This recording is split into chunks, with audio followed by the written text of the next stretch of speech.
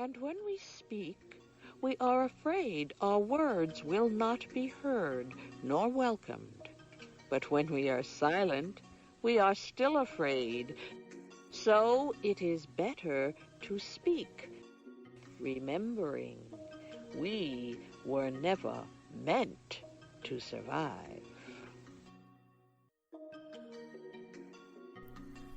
Welcome to Better to Speak, the podcast, where we use storytelling to transform silence into language and action.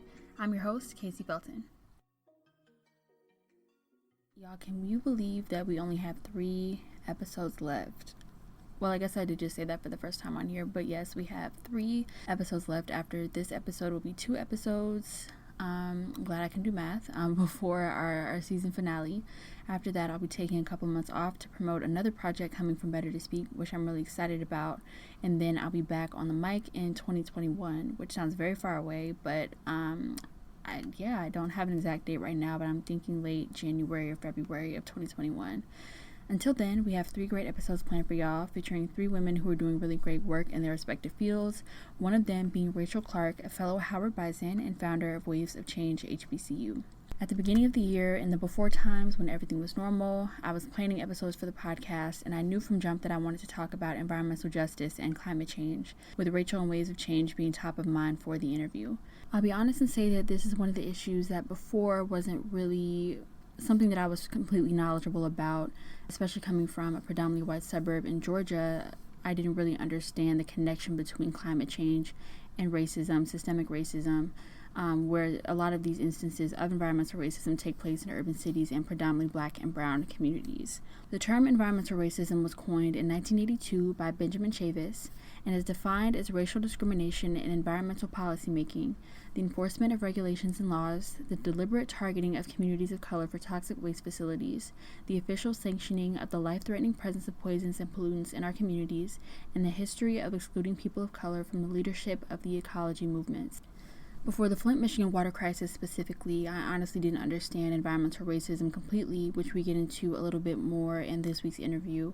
But after learning about Flint and knowing how they're still dealing with this today, seeing the Dakota Access Pipeline protest to protect the Standing Rock Reservation's water supply and land, and even now watching the forest fires on the West Coast and learning about how prison laborers used to fight those fires, which we know is a population made up of predominantly Black and brown folks, all has opened my eyes to the fact that while the impacts of climate change and, quite frankly, capitalism will of course have an impact on everyone occupying this planet, Black and brown folks will bear the brunt of that impact. We hear things like how we're more likely to not only get but die from conditions like asthma, heart disease, different types of cancers, and how that all makes us now especially vulnerable to the coronavirus. But we rarely hear about the fact that we've historically been more exposed to toxic landfills and air pollution, other types of pollutants. An article from QZ says that people of color in the U.S. are exposed to a 38% higher level of nitrogen dioxide on average than white people. Nitrogen dioxide is pumped out of power plants and exhaust pipes on cars and trucks and is linked to asthma, bronchitis, and a host of other respiratory problems. And when a power plant emits nitrogen dioxide, it likely also emits sulfur dioxide, another respiratory irritant. When we have places like Flint, Michigan, another place called Cancer Alley in New Orleans, we've seen recently how cities are impacted by natural disasters, and what is most telling about this is the response efforts to these Black and brown communities. It's why we see that, according to the Flint Water Bot on Twitter, Flint, Michigan has been without water for 2,349 days without significant change in the situation. And thinking about how that was a higher profile situation, we can see how Black and brown communities are ignored when blatantly, loudly asking for the resources necessary to try and reverse these conditions, to try and lessen the impact that environmental racism will have on our bodies, from children to elderly folks to disabled folks, people who are more vulnerable even on top of being Black. With all that said, because after researching I could really go on, but that would defeat the purpose of the interview, those are the issues that Rachel Clark and her organization Waves of Change HBCU are looking to bring awareness to and solve. The main thing I love about Waves of Change is the specific intention they have to empower HBCU students, their leadership, their involvement in this fight for environmental justice. Be sure to listen through to learn how you can get involved with their organization. Their information, in addition to other resources to read up and educate yourself on environmental justice, will of course be in the show notes. So my name is Rachel Clark. I'm a junior supply chain management major from Easton, Massachusetts. And of course, I currently attend Howard University. And growing up, I was always really active in the outdoors. So I grew up on the South Shore of Massachusetts. So like small town, very rural, low population.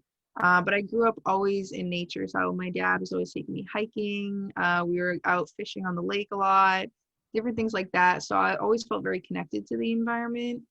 And so as I got older, like I did Girl Scouts and things like that. And I got really more active in environmental service. But I found that when I was at these events, a lot of times I would kind of be the only one that looked like me, like sometimes the only person of color, not even just the only Black person there. And so it kind of gave me this subconscious idea. I wasn't really conscious of it until I got to Howard. But this idea that sustainability was like a white thing, which of course is completely untrue. But when I got to Howard, I knew I wanted to continue my sustainability work.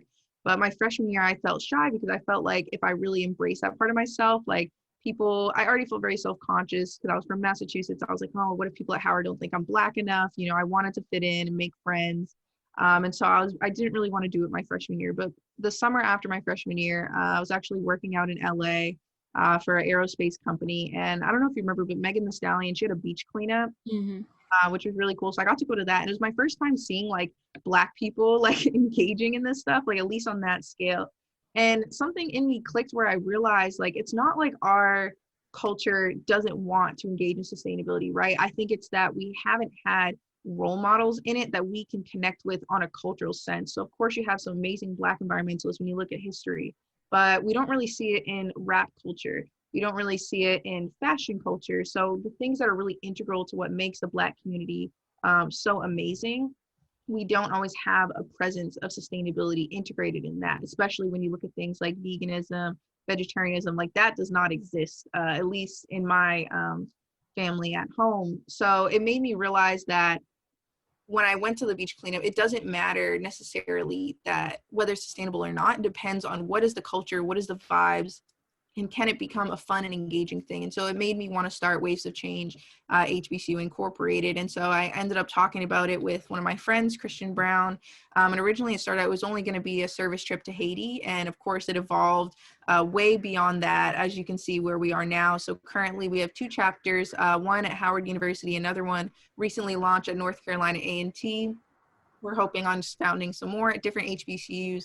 And really the mission of the organization is about engaging the Black community in the sustainability movement.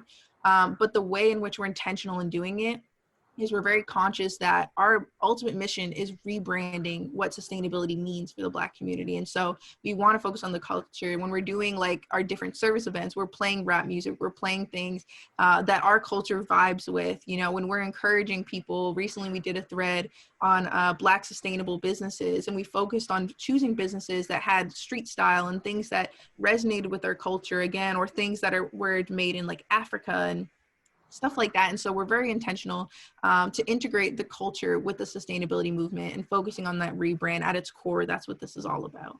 Mm-hmm. And I'm glad that you mentioned the intentionality bit, because I think one of the main things that I loved about Waves of Change when I found out about it is like it really kind of shattered my idea of like what community service with environmentalism could look like at Howard. Like I think of like day of services where, you know, we would just do a street cleanup on 4th Street or something like that. And like you guys did like beach cleanup, of course. And then I saw like the aquatic garden cleanup as well. Like, can you talk about just like the intentionality again with challenging those perceptions of like what opportunities are even available for students in DC? Exactly. And you brought up my favorite event that we did actually was our aquatic garden cleanup, because that was also very intentional. So when I found out about that opportunity to volunteer, I kind of thought to myself, you know, who would be the least likely to want to get waist deep in water? And let me target them. So we targeted Models of the Mecca, which is our modeling organization on campus. And the reason we did that was because I wanted to make a statement. We also worked with Men of George Washington Carver in that event as well, so they were there too. But the reason I wanted Models of the Mecca to get in there is because I knew that they had the platform to like break that stereotype. So we took literally the most glamorous people, right? They're the most beautiful, always dressed to the T, and I stuck them in the ugliest pair of overalls like of all time. And we were waist deep in mud, like just shoveling and cleaning it. But again, the reason we're doing this is too, like a huge part of what we do. Every time we do a service event, I'm always taking pictures. We had a photographer on our team last year. Obviously this year we're not in person, so there's not as much of a need. But the reason I do it too is the images that we share is all a part of changing that stereotype. That's why we do like video recaps of our events and things like that. But for this one, I definitely wanted to make sure, because I think when people see that, one, it's shocking to see Black people doing this, right? Like half of us don't even like to swim. We don't even like the water, like if we're gonna be honest. But it was also important that I found models to be able to do this, because it just, again, is showing like breaking that stereotype, breaking that mold, as well. And then also we had our biggest event to date was our beach cleanup with Alpha Phi Alpha Fraternity Incorporated Beta Chapter. We had actually over 180 students come out to that. So it was a massive, massive event for us. And that was, again, very important, because that was our first ever event. And I was very intentional, again, wanting to be with a Divine Nine fraternity, because one, I think it's very important that we engage Black men in this movement as well. There's a huge disparity. Like, we're already barely represented, but it is more Black women than Black men. And so I wanted to be intentional with that as well. But especially with Alpha Alpha, it's the first Black Divine Nine male fraternity to be founded in 1906. And so for them being the first, I thought it would be very impactful to kind of set the tone going forward for what I wanted our brand to be, what I wanted us to represent. And so that's why, again, that was very, very intentional. And of course, the turnout was fantastic. So it was a really, really good kickoff. But in every event we're doing, regardless of whether it's with models or, men of an esteemed fraternity, we always try to partner with different organizations, because we want to bring them into something that they might not have signed up on their own, but we're able to introduce something new to them, and hopefully they keep returning. What has been the reception from Howard students? You talk about the intentionality, like what has been, when people are at these events, when people are, engaging with y'all's organization, like what has the reception been like? I will say it was just so shocking to me just how welcoming everyone is. Like, I was really surprised, because like I had said, my freshman year, I was nervous. I was in the closet, the environmental closet. I was not trying to be that person. And I think that's really the mindset, is that if you're that, it's like that person mentality. But after founding it, and I think our marketing strategy as well really, really changed. So we had a huge positive outcome. And I know, Howard, we've had environmental organizations in the past. I think what makes us a little different is we're actually not a Howard club. And so we have that off-campus presence that allows us to be more flexible. So we don't have to wait for SLA, things like that. And also, I wanted to take out the membership piece. So like for us, we don't have members. Anybody can show up and be. The reason I want to do this is because I didn't want it to be like people being roped into a commitment, because sometimes I think that scares people away if they're like, well, I have to go to this many meetings, things like that. So I think our marketing approach helped with our reception, because this was something that's just, at least from my perspective, like I want it to be something that you and your friends can do on a weekend. Just like, oh, what do we want to do Saturday? Well, Waves of Change HBCU something. Let's go turn up. Let's go have fun and do that. And so I think that's why it was able to be so well received. We weren't really stepping on any toes, because we weren't in new orgs. So we weren't competing with anybody. We took a strategic partnership approach. And so that was able to get us a broader market, because, if you partner with Alpha Phi Alpha, well, that gives you a little bit more credibility than if we were just posting something on our own. Same with like Malls of Mecca, MOG, things like that. And I think too, just that concentration on the culture really separated us and made us a lot more palatable for HBCU students, because now it's not like you have to do something, it's a little bit less out of their comfort zone, because this is something familiar, it's something fun. And it's something that speaks to HBCU culture. Everything that we're doing is very intentional and concentrated on uplifting that culture, not challenging it.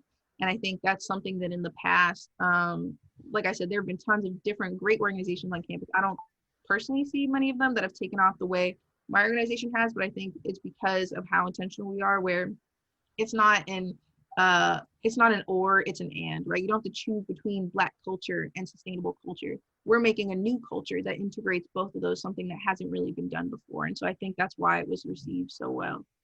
And I love that you mentioned the fact that, your decision to have this off-campus presence. And so can you talk about, because I know it started off as like an only at Howard thing, and now, of course, you are incorporated nonprofit working, to establish chapters at other schools. So can you talk about like, what has that process been like? How did the partnership with NCAT come about? How are you looking to expand that? We started out, we've never been a Howard official organization. I kind of was just doing this. Me and my friend Christian, we just did this on our own to the side. And the biggest reason we didn't pursue incorporated status right away was I wasn't sure what the demand was going to be. I didn't really want to make a financial investment until I knew that this was something that I would be able to do long term. And this is something I personally want to do post grad, continuing on.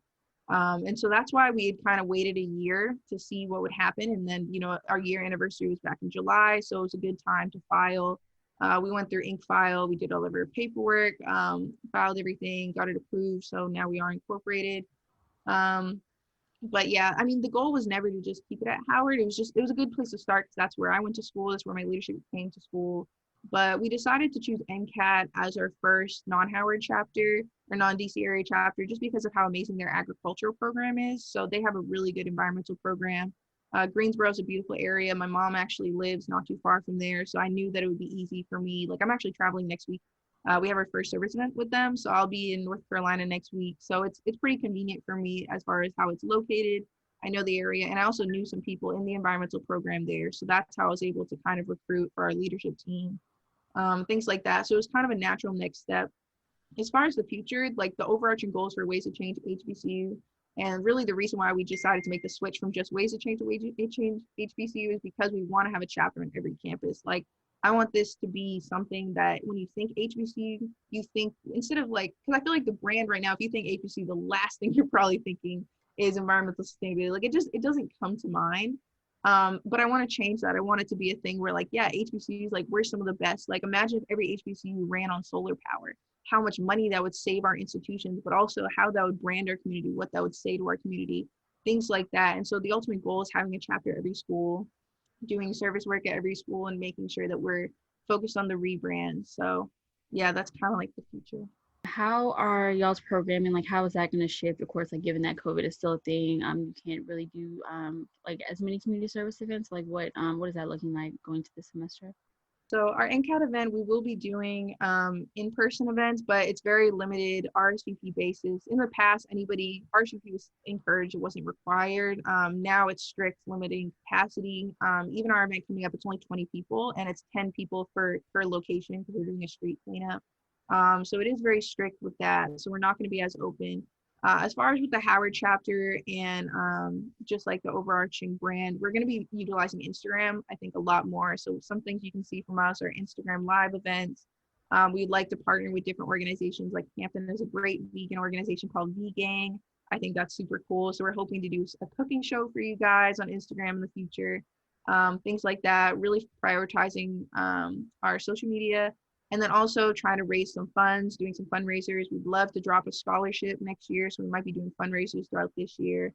But it is a challenge. I think for any organization, not just Waves of Change, it's hard adapting when you're so reliant on being in person. But I think the best way to think about it is it's an opportunity. And even this year for our staff, like we have our CTO, our Chief Technology Officer, he lives in California.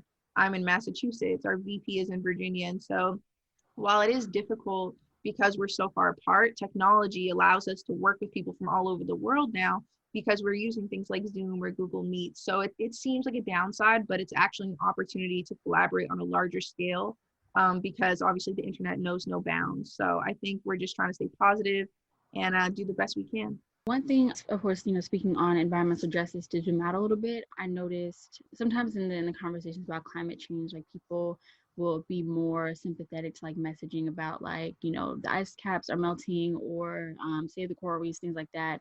I think you mentioned this in a previous interview that you did, like, but the idea of like, Flint, Michigan's water crisis is not really in the news cycle, or, as we speak, like California's using prison labor to fight their forest fires. So like, how, like from what you've seen in your work, like how do people like approach that difference? Or like what work are you and Waves of Change doing to address that? Absolutely. And I think the best way to kind of talk about it is that it's not talked about. And Right. That's the biggest problem. And it's something I've criticized before, in particular, actually, in Australia, when the koalas were, people were very sympathetic to like the koalas in Australia from the fires from that. And not saying I have nothing against koalas. Sure, it's a great animal, but at the same time, you have so many challenges that are facing the Black community with sustainability. And the fact that the world will stop for an animal, but won't stop for actual people that are loud and that are talking about needing help, like in Flint, or even if you look back to like Hurricane Katrina, for example, or even the current hurricanes right now, like you said, the prison labor, like it doesn't end. I think the best question too that I usually get, because we also speak in different schools and stuff, and the first thing we have to do whenever we go into a school that's majority minority or in an urban community is we actually have to start by explaining that, hey, sustainability actually does affect you. You don't have to live in a suburb or on a farm where you think that I think the mindset is that it only affects people if you're close to nature. And we forget that we are a part of nature and we're actually citizens of this earth just as much as animals are. And so the biggest challenge that we first have when we're speaking to anybody is actually convincing them that, hey, sustainability is a Black issue, environmental decline is a Black issue. And I think the best question I ask is usually when we go into classroom, one of the first questions I'll ask is, does anyone here have a family member or know somebody that has asthma? And when we go into majority Black school, it's just about every hand that's up. My hand is up, and that's a huge problem because if you look at pollution rates in cities that like Detroit, cities like Chicago, places where we're highly populated, some of the highest pollution level, Black children are more likely to die from asthma. We're also more likely to have asthma. If you look at our diets, heart disease in the Black community, nobody thinks that that's a sustainability issue. But when the cost of produce rises because of droughts in the Midwest due to environmental changes, and now somebody in the Bronx or something can't afford to get healthy organic vegetables because that cost has been raised, that makes that a Black issue because now we're having health problems as a result. And so it's extremely important to talk about. It's something that we try to talk about, and I'll admit we haven't even done the best job of it. Like, I think we need to take it a step further, especially now that we're forced to use an online platform. It's something that you'll be seeing a lot more, especially in regards to like Black Lives Matter and stuff. It needs to be talked about more. We're not even doing enough, and that's supposed to be our goal. So it just shows how big of a problem it is that these conversations aren't being had, but they need to. And what have you seen or like learned about the impact of environmental racism in DC even? Yeah, even in DC, it's a huge thing. I think one of the biggest problems is the food deserts are definitely terrible. If we want to talk about pollution and trash disposal, it's a huge problem just overall. And I think another issue too is I think that there can be a lot of work done within the school system to make sure that kids are getting outside. So like a lot of people don't even know, we have the Kingman and Heritage Islands right in DC. So there are some green spaces, but the disparity and like the lack of like if you're in Southeast versus like a different area, just having access to things like that become low. And I think a huge problem, something that actually is working on being solved, but it's not there yet, is urban community gardening. So I was able to work with a team. I was actually, I'm blanking on the name, but I was working with the team earlier on in this year, and they were working on creating an urban community garden in Southeast. So things like that. But we need more of it. It's not enough. And I think DC, that's something that hopefully if we're back on campus in the spring, we can actually get on the ground and start working on it because it's definitely a necessity. And then for my last few questions, usually I ask my guests, like, what are, tangible next steps that people can take from the episode? But I think when it comes to like climate change, there's always this overemphasis sometimes on individual action and not necessarily like enough call to action to like advocate against like corporations who maybe contribute to pollution or things like that. So what like movements, of course, getting involved with Waves of Change, but like what other movements do you know that people can get involved with to kind of advocate for those bigger picture issues? Absolutely. I mean, I think even and that's a great point too, because I'm actually in the School of Business. So I worked for a tech company this summer, and the team that I worked on, we worked on circular economy. So actually making this company more sustainable. But a huge problem is that, I don't know how to say this correctly. Like, I think it's a lot of talk, not a lot of action, but the reason things are like this is because there's also not a lot of consequence if people don't take action. And so I think something that everyone can do, and I think is extremely important, is actually physically reaching out to companies, especially local companies and big businesses as well, and showing the demand, because I don't think there are enough angry letters. Like, I think that's something that needs to be talked about because we set the demand. And also a perfect time to talk about this now is voting.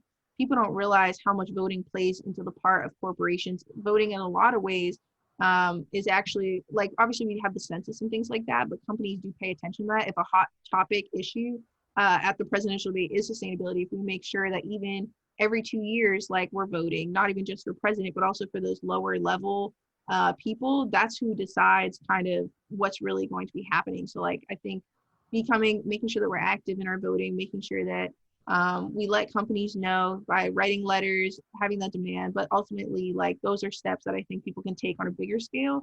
I mean, obviously I encourage the little stuff, be green in your own home.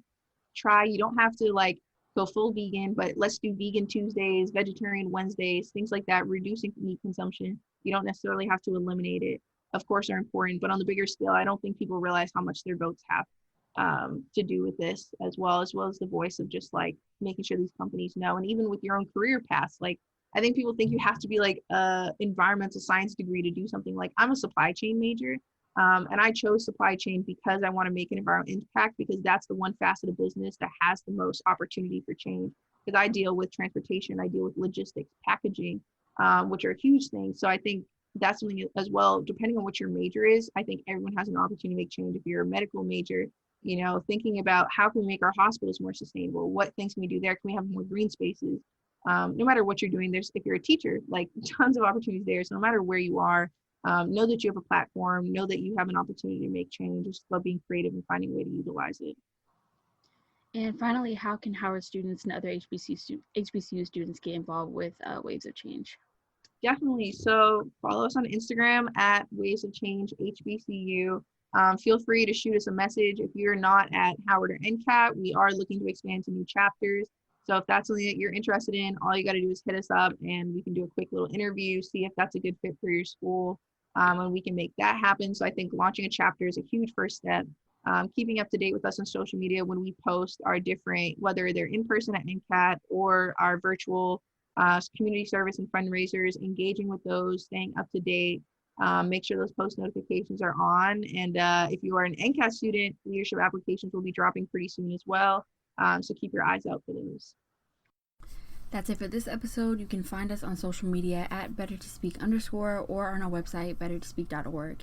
If you want to sponsor an episode and support Better to Speak, you can find the link to donate in the description of whatever podcasting platform you're listening on. Be sure to tune in to future episodes where we'll dive into various socio-political topics with the goal of transforming silence into language and action. Once again, I'm your host, Kési Felton. Thank you for listening.